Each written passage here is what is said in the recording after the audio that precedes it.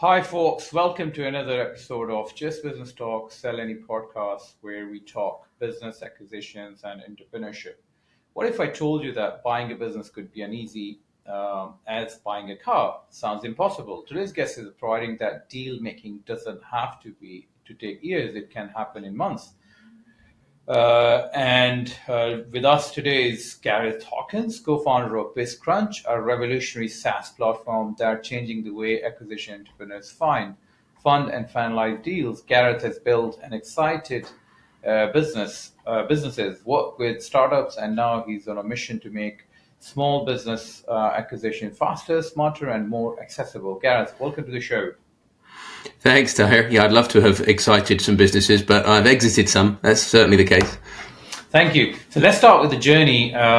You went from leading acquisitions in corporate setting to co-branding a tech-driven M&A platform. What was the turning point that let you create BizCrunch? Yeah, great question. So it wasn't initially corporate. In fact, I spent 20 years in traditional industry working at a sort of SME, basically, which we grew. I subsequently progressed to director level, and I found that the Sisyphean task of trying to chuck on some meaningful amounts of growth organically in a mature, commodified market wasn't quite cutting it for a young preppy little whippersnapper like me, as I was at the time. So as soon as I was able, I kind of realized that, I was in a market where there was a lot of established businesses owned by people that might be looking for their exit, didn't have a succession plan. So we started to do some M&A, and 8 deals later, we built a rather nice group, which we exited to one of the Nordic permanent holdcos back in 2019. And at that point, it became corporate. I became part of a corporation. Fantastic culture there, but they enabled me to do a bit more M&A for them under their banner, which was a further learning curve. And then 2021, I'd steered them through sort of COVID, and my son was born. So I thought, time for a change. I've been doing this for 2 decades. I had an itch to scratch in tech. I felt that, a lot of my peers from my college days had gone into the tech world. So I thought it was my opportunity to go and explore that now with some capital under my belt. Built a bit of a portfolio, took on some non-exec roles and some advisory roles, and then joined an angel investing group on their board, and then got approached to become part of the leadership team at a venture builder. And that was a real eye-opener to see how the startup ecosystem works and the early stage businesses. I helped launch about 60 tech companies in the venture builder, which was fabulous journey. Oh, hell yeah, we were really prolific. This was during the heyday, right, in the last vintage. So I mean, 70% of those are still thriving. So we must have been doing something right. But it was during that I met the guys that were founding BizCrunch. And it was reminiscent of my M&A journey, so I thought I could lend a hand, and off we went. So I, now full time leading that venture, really to try and drive more rewarding acquisitions for entrepreneurs, but also more rewarding exits for sellers. There's just not enough of those that happen. So we're on a mission to triple the amount of SMB succession M&A that completes in an average year. It's woefully low right now here in the UK. So I'm sure we'll get onto that. Yeah. Okay. So you're 2 co-founders, yeah? It's 3 of us. Yeah, three co-founders and 2 more in the team. Yeah, so we're a reasonable size at the moment, plus external developers and.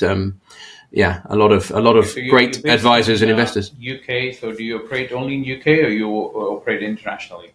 So we're on a roadmap to expand internationally. We're London based at the moment. The database and the service is very much UK centric right now because we felt there was an economic sort of social mission for the UK to solve, and search funds as a movement is really starting to gain traction in the UK. So it felt like the right time. We're maybe 30, 40 years behind the US in the adoption of search funds as an asset class. So it felt like there's lots to do in our home market that we can nail it. But then obviously the tech scales to overseas geographies. And later this year, we'll be switching on some European and further afield in the database. Okay, great. So as you rightly said, which I've also experienced over the years, the traditional M&A is broken. There are many problems needs to be fixed. So tell me, what's your system and how are you solving these problems? So how does it work?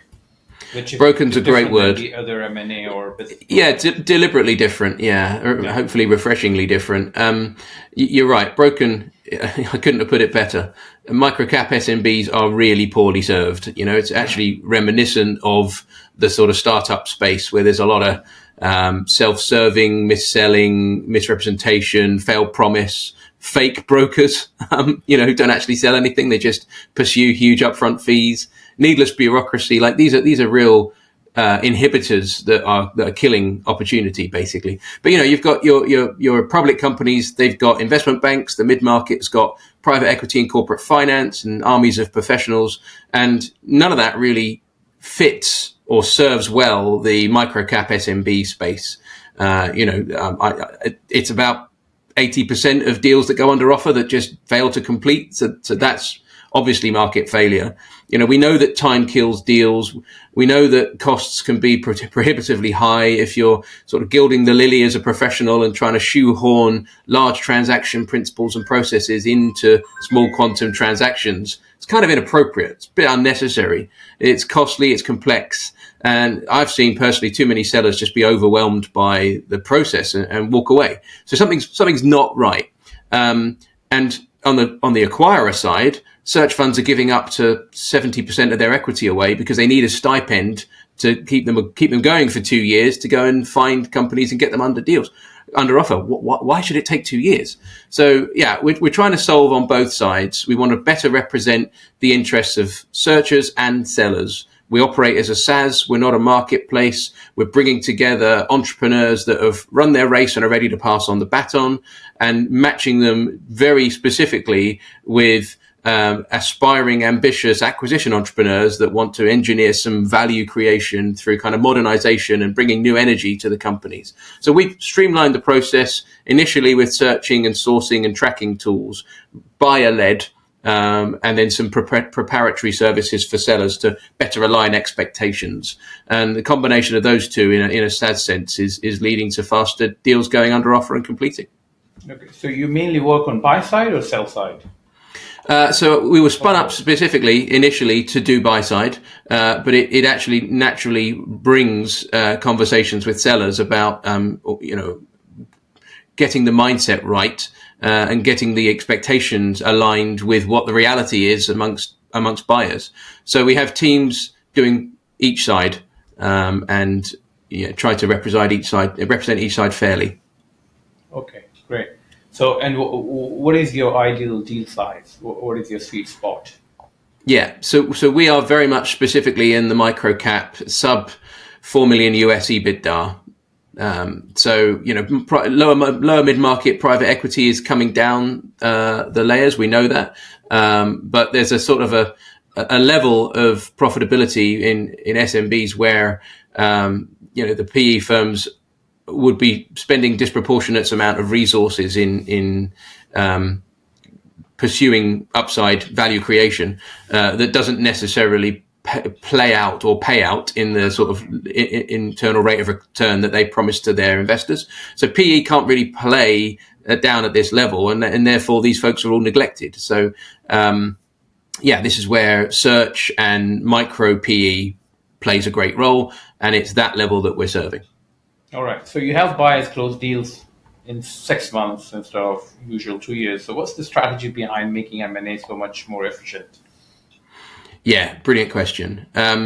So we've made BizCrunch self-optimizing, right? It learns as it goes, and every searcher that sits down on day one goes through the exact same process of, right, I'm going to start looking through some databases. I'm going to buy some data from some data brokers, some contact lists. I'm going to spin up a CRM, write some letters, run a drip campaign, and they're all duplicating cost and effort and time, but they're starting from a blank canvas often and having to go out and do a huge amount of desk research, which takes potentially the first 6 months of the life of their of their project, which, frankly, in this day and age, when we know there's an abundance of motivated sellers, huge amounts of opportunity, and we've got all this tech, why should it take that long? So we help acquirers really nail a relevant set of off-market viable targets and start having meaningful conversations with the sellers of those businesses.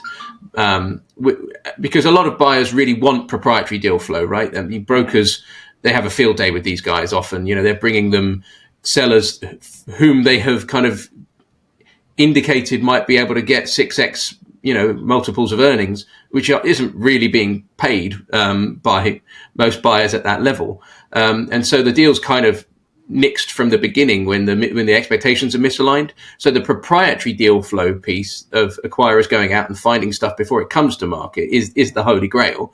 But doing that requires this Herculean effort of trying to find them. So BizCrunch effectively has done that. We've indexed all companies in the UK. We've inferred and estimated revenues and profitability, and we've looked at leverageability or status of leverage. We've also looked at the seller's profile, the owner's profile, so we know how long their tenure's been, what the performance of the business is, has it plateaued, what's the age of the ownership, are they likely to be motivated to sell? So we put that front and center with a lot of heuristic and semantic kind of search criteria to enable the buyers to find very specific groups of target customers. So the response rates are higher because the target candidates for acquisition are far more likely to respond. They're far more relevant rather than a sort of spray and pray approach that is encouraged by the traditional way of doing things. So that is ultimately the secret sauce, is we've made it a really intuitive UI for folks to be able to search this database rapidly. That translates into outreach campaigns, which we provide, AI generated drip campaigns and letter campaigns. We handle all of that. It goes through our APIs, sends out the post, sends out the mails in sort of the 3-part drip, and identifies positive sentiment replies that come back and starts the deal process of negotiation. It's kind of like short-circuiting or shortcutting the first year of a search fund's typical life. Right. Okay. And obviously, it saves a lot of cost as well in the process. In the process. It surprised us. Yeah. Surprised us just how the data tools and the outreach tools and the tracking tools are geared towards really enterprise clients, right? If you're a searcher, you may not have the budget to pay, 10 grand a year for a Kanban and 10 grand a year for a data provider. And, these are fine for lower mid-market private equity funds that are charging management fees on an annual basis. But, they're not ideal for acquisition entrepreneurs for whom, budget is key. They'd much rather spend that money on the consideration to buy the firm rather than spend it on SaaS. So yeah, I think realistic pricing is definitely important. Yeah. And how do you get paid? So what is your fee structure? Yeah, so we're a SaaS, nice and simple. We charge a monthly subscription on an annual plan, and we charge that to the acquirer. And then we have some additional tools that you can pay as you go and buy within the platform. So like, for example, boilerplates, like data rooms, these things that as deals start to come alive, you might want to add some more investment into. So yeah, but initially the data and outreach product is very simply a monthly subscription. Right. Okay. And you did mention that so many businesses are going to be available in the market. So millions of business owners are retiring with no succession plan. So what does this mean for entrepreneurs looking to acquire a business? And how can they capitalize on this wave of opportunity? Yeah, I mean, it may not be the same case in the States because that's had a much more mature market in terms of, there's far more searchers and acquisition entrepreneurs there because they've had a 40-year head start. Plus they have the SBA there in the States, which is a huge catalyst for getting these deals done. In the UK and Europe, it's very nascent. It's just coming of age now. The sort of finance opportunities are now starting to grow, but also the business schools are starting to educate, and there's an increasing number of searchers and acquisition entrepreneurs. However, there are still far more sellers than there are buyers. So in the UK, the multiples are compressed. There's still an opportunity to buy, businesses at a discount, and we're seeing that in the UK economy generally right now. That even at the sort of public listed companies, they're undervalued versus their international comparators. So if we look at some survey data, 41% of SMB owners responded to a survey last year saying that they plan to sell their businesses within the next 5 years. And 72% of that 41% can't actually sell them to their internal staff. They don't feel like they've got internal succession that would take the reins and sort of MBO the firms. So, that's probably translates to over 300,000 UK companies that need to sell in the next 5 years, of which our data shows that about 150,000 of those are materially doing 1 million plus in revenue. And then about 75,000 of those are owned by people that are at or near retirement age. So 75,000 material businesses, motivated sellers in the UK alone. Only 2,000 companies change hands in the UK in an average year, right? Wow. So you've got 36 years of deal flow. Where did you get this data from? Look, that's what our platform does. We've surfaced all of this, but we have a great thing in the UK called, great in inverted commas. Insight, yeah. It's hugely important. So the Office of National Statistics is a UK government entity that tracks the amount of deals that get done. And we have a digital registry here in the UK. So the government should be thinking more international buyers, should be doing something about it. They've got to do something. These businesses are going to end up closing down, and job cuts, loss of revenue. This is a very, yes, it's a opportunity as well as a challenge as well for the government at the same time. Yeah, so this is the impact case for what we're doing. Like the UK economy is facing potentially a massive ticking time bomb, which we're trying to help diffuse. We've done the maths on this as well, as have others, and we've all kind of come to the same conclusion that there's about 160 billion pounds sterling per annum fiscal risk to the UK economy if these companies don't find succession. So that's lost corporation tax, income tax, sales tax, and then the welfare bill for percentage of these folks in the workforce that now no longer have a job because these companies have liquidated because they haven't found a successor.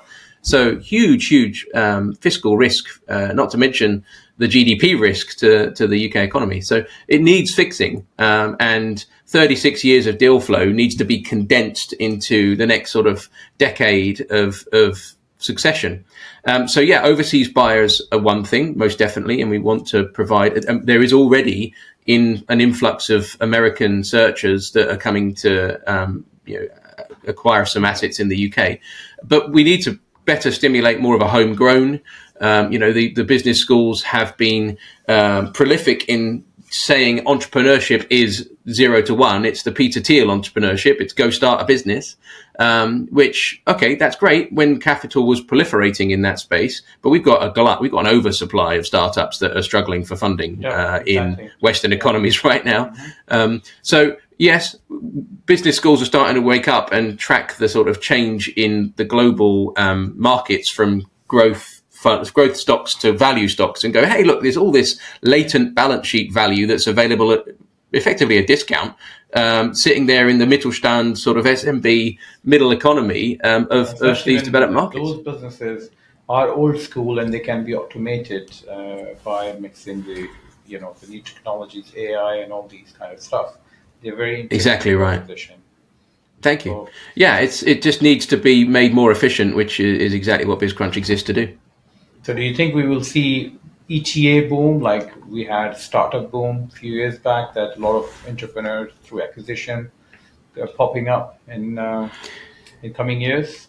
Yeah, I wouldn't be doing this if I didn't feel like we were reading the tea leaves or looking at the magic 8 ball on this. There is a general rising tide of smart, young, ambitious folks that are spinning out of corporate life or coming out of executive MBA or graduating from business school, which is where search fund kind of entrepreneurs really came from in the States. It was Stanford and Harvard, generating these ambitious guys and funding them to go and do this succession M&A. That's happening now in greater and greater volume. It's exponential. So, I fully believe that 2025 is the year that this is coming of age. Hence the product. Right. I met a guy a few days back who worked in a big corporate from London. He lives in Dubai.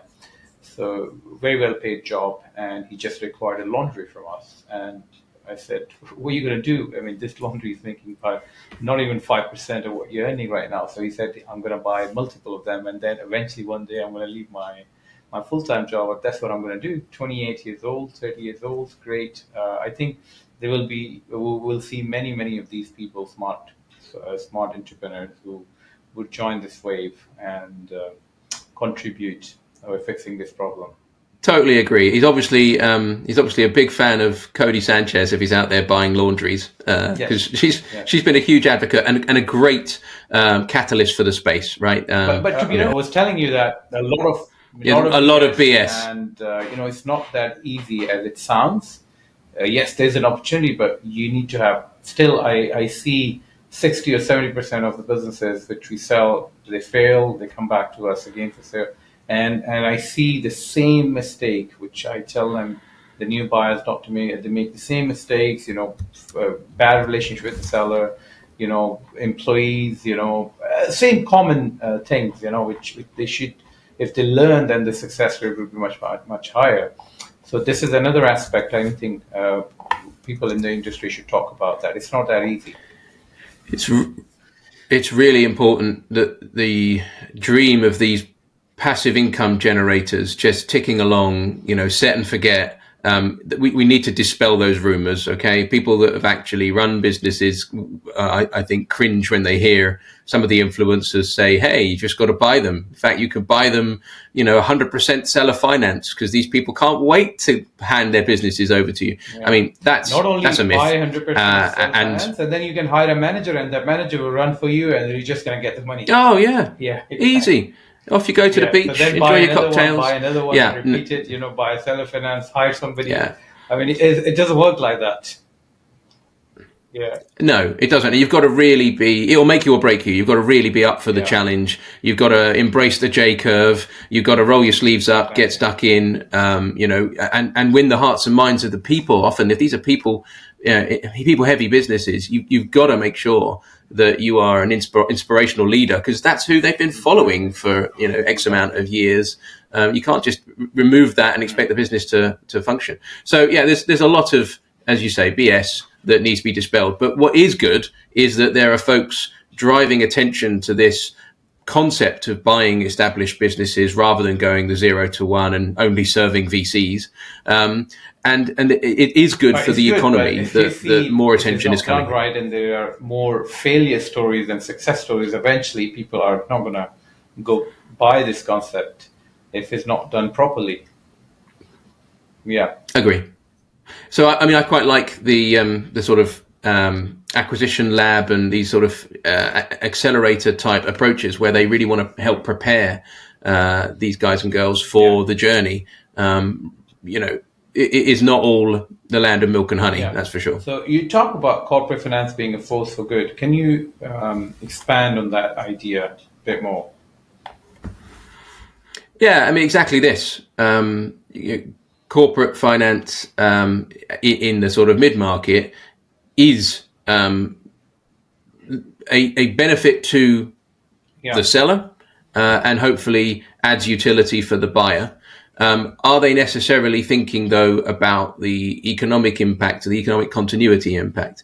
I think there is a way to take some of the learnings from that tier and apply it at the SMB microcap space, where it has a very direct, tangible impact on community, local economy, and the lives of the people left in the workforce after the seller has received their consideration. So I think there's something necessarily to be done there. BizCrunch is not it's on the journey, it's on the roadmap. We're not currently achieving that But I think there's something to be said for helping these entrepreneurs get an exit, helping these companies sustain and carry on. Yeah.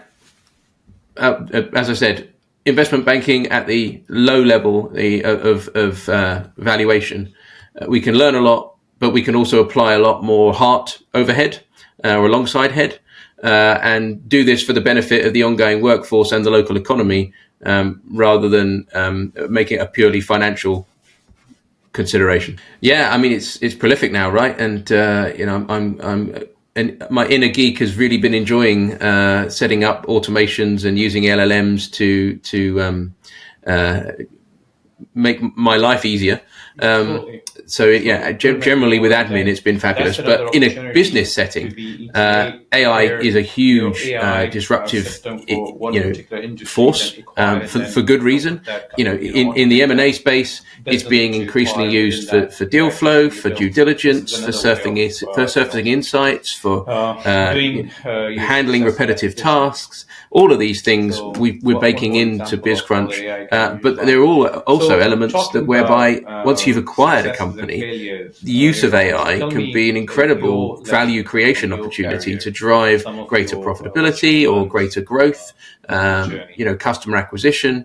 We're only just getting started, aren't we, as an industry using or adopting this kind of technology, and it's only going to get more exponentially powerful.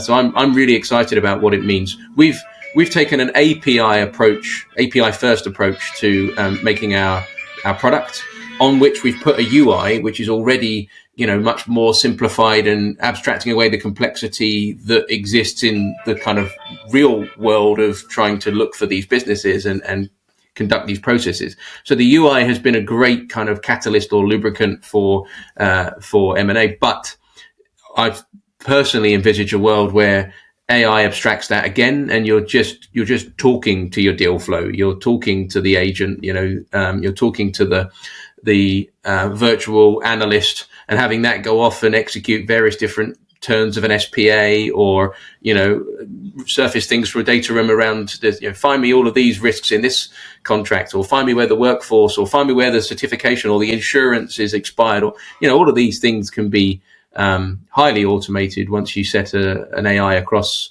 a store of data. So really excited for what the future holds.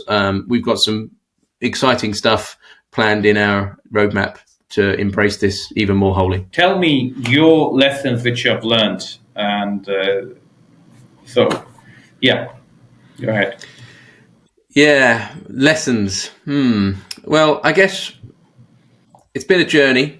I've kind of gone from worker to manager to leader to owner, and now investor, and back again to founder. I guess there was a moment of seeing behind the curtain and realizing the power of leverage and the purpose of capital, and it kind of changed the way I value where and how I devote my efforts, and it sort of gets you looking at everything in terms of business activity through the lens of like return on equity and asset appreciation. So it definitely changes you the longer you're in the game, and the further up the food chain you kind of ascend. And once you've seen it, you can't really unsee it. So I think it's definitely something that folks that want to operate a business need to be very comfortable with, not intimidated by leverage, not and they need to be very competent with the finances and diligent in the way they manage their cash flow, etc. But I think all of that needs to be weighed in balance and held with the fact that businesses are reliant on the trust and the belief that's placed in them by the staff, the customers, other stakeholders. It's very much about the people. And so if you can combine both of those, the purpose of the business, its performance financially, and its people, the belief in the hearts and minds of the people, I think you're onto a winning formula. That can weather any market conditions fundamentally. And it takes a while really to get comfortable and confident with that. So that was a kind of, I guess, a potted lesson I learned along the way. From a perspective of what would I do as an acquirer? I would say to folks that are setting out to do their first acquisition, don't let perfect be the enemy of good. At this microcap level, perfection is elusive, and often businesses that are perfect aren't for sale. And if it is perfect, how are you going to engineer any growth or upside or improve the value of your investment? You want to be buying in normally at a point where the business is discounted, and be able to turn it around and really generate some huge upside. So that said, don't be afraid to revisit deal structures and valuations and terms once you've done your due diligence. I think retrading is hugely typical in these kinds of transactions. But deals are off until they're on. It's important not to emotionally attach, to maintain perspective. And I think I'd finally say, advisors, if this is your first time going and buying a company, surround yourself with experienced advisors that have walked this path, that have run businesses, that have acquired businesses, but make sure you maintain your own mind. Take everything under advisement, keep your own counsel, but do get crowdsourced knowledge and wisdom. I think that's probably my lessons. Great. And what's next for BizCrunch? Huge roadmap. Yeah. So we raised a round to supercharge some of our product development back end of last year. There's a massive amount of things that are coming down the pipes. As I mentioned, we're currently searching and sourcing and tracking. We're moving into transaction, so that will hugely disrupt, I think, or digitally transform at least the process. We've just launched our community, so great place for people to go and talk to other acquirers, aspiring and experienced. So come to community.bizcrunch.co for that. We have an event in June in London, the Serial Acquirer Symposium that we're supporting. So have a look at serialacquirer.uk and sign up for that. That's going to have about 300 holdco builders, search entrepreneurs, roll-up acquisition folks and their supporters. By BizCrunch, or the event It's a combination of people in the space. So we're working in partnership with a business school and an accountancy practice and a law firm and a bank. And we've got a roster of speakers that are all coming to talk about, navigating acquisitions and creating value post acquisition. So it should be a really interesting day, full day. Yep. In the centre of London on the 18th of June. So serialacquirer.uk, have a look at that. Okay. So there's loads coming up. Just keep tracking us. We're at bizcrunch.co, free trial, give us a go, and you'll be in our mailing list as a consequence and see all of our roadmap updates. Great. And where our listeners can get in touch with Gareth and BizCrunch? Yeah, you'll find me expounding a lot about the perils and opportunities in owning and running businesses. That's on LinkedIn. So you'll find me at LinkedIn. Just search for Gareth Hawkins. There's not many of us. Then you can reach me at at bizcrunch.co, and you'll find me in the BizCrunch community. Okay, great. So thank you very much, Gareth, being with us today. And sorry for the interruption. It doesn't usually happen, but sometimes technology sucks. So it's nothing we can do. Yeah, tech happens. Yeah, but I really enjoyed our conversation today. And hopefully if I'm in London, so I'll come and say hello to you in there during the event. So that would be great. Come and have a coffee. I'll see. So today I'm signing off for this great podcast with Gareth, and signing off till next time. Thank you.